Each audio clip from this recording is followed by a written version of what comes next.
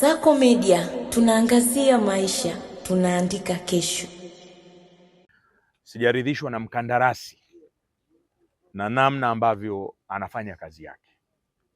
Kwanza, yuko nyuma ya wakati, lakini pili,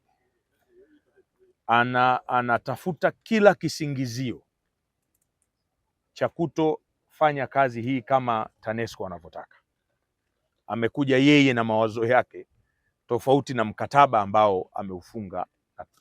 Ikumbukwe kwamba mkandarasi huyu ameshalipwa advance payment ya zaidi ya dola milioni 20.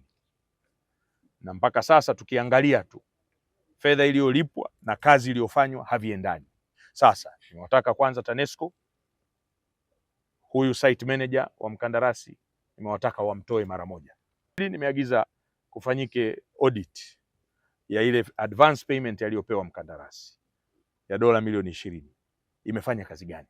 Nimewapa wiki 2 ukaguzi huo uwe umefanyika, na nimepata taarifa ofisini kwangu, alafu tukae ili kuona hatua za kuchukua. 3, nimesema hakuna kuomba extension, na akiomba hamna kumkubalia. Tumeshapokea maelekezo leo na kinachofuata sasa ni kusimamia haya maelekezo, lakini zote hizi ni za hatua. Mwisho wa siku mradi lazima ukamilike mwaka kesho mwezi Septemba mwaka 2027.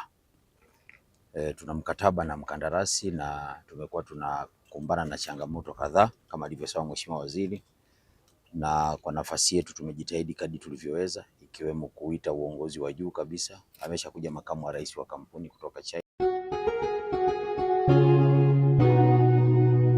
Kasako Media, tunaangazia maisha, tunaandika kesho.